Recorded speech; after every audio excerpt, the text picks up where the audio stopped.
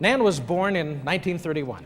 She remembers that her first theatrical appearance was as a bee in one of her mother's shows. Young Nan went to St. Joe's and later Our Lady of the Elms. As a teenager, she taught dance under the supervision of Dolly Simmons. And at the Elms, under Sister Clarissa, Nan found a flair for art, but women were not encouraged to be commercial artists.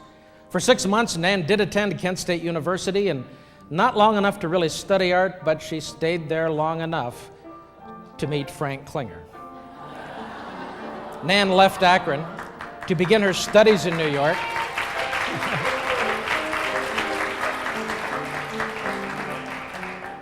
She began her studies at the American Theater Wing and took classes all over Manhattan.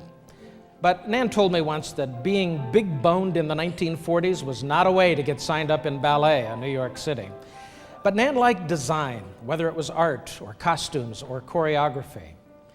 You know, during the Second World War, dance became sort of a lost art in Akron for the most part. It was only upon Nan's return from New York to Akron in the 1950s that new standards for dance picked up where Nan's mother and Dolly Simmons had left off. I was probably the first teacher to teach an hour-and-a-half class, make the children wear leotards and tights, and we did a lot of bar work, and that was an unusual. Most of the classes in the area were 45 minutes. If you are over 45 years old, you can remember when children were not allowed to sweat. There were rampant fears of polio in the early 50s that led to our mothers protecting us from being overheated. It wasn't until the President's Council on Physical Fitness was formed in the mid-1950s that exercise became something good again. Nan and Frank married in 1953. There were 6 children in the family, 4 girls and 2 boys.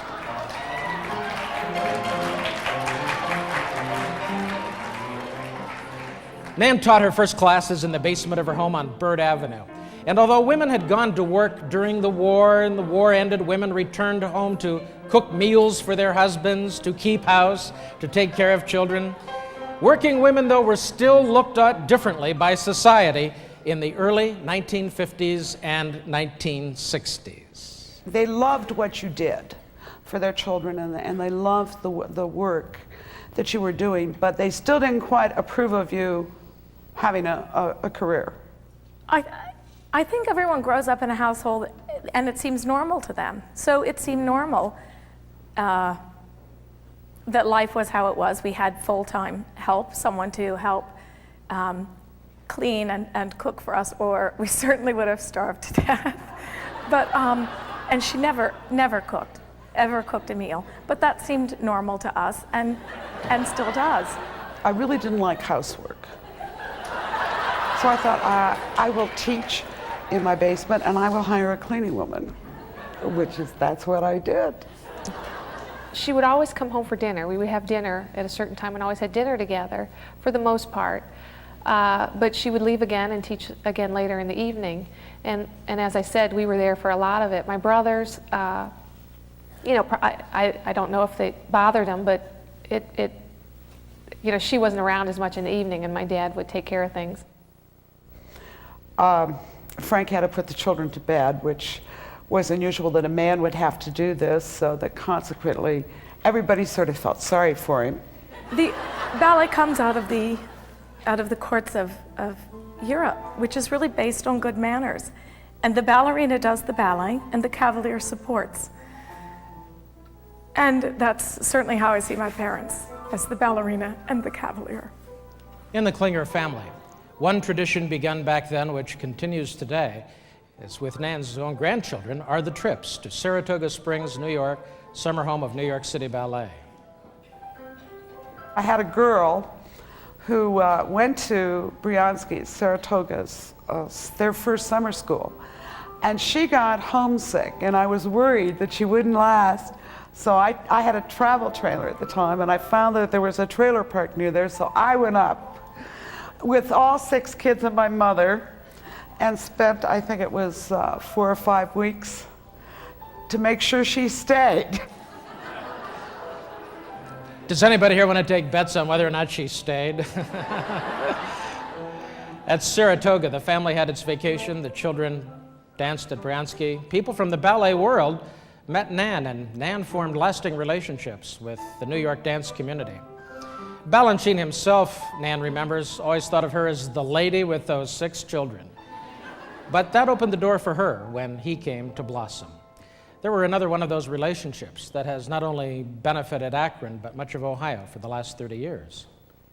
Heinz Pohl was a teacher at the National Academy where Thalia Mora sponsored classes for children, including Lori and some other students of Nan's. Nan invited Heinz Pohl to Akron to offer her students the perspectives of an outside teacher. Legend has it that Heinz stayed in the trailer in Nan's backyard for some period of time. But things began to come together for Nan's passion to create a professional dance repertory in Akron. She did have the support of Kate Firestone, who herself had been a soloist with Royal Ballet, and Kate's daughter Haley was one of Nan's students.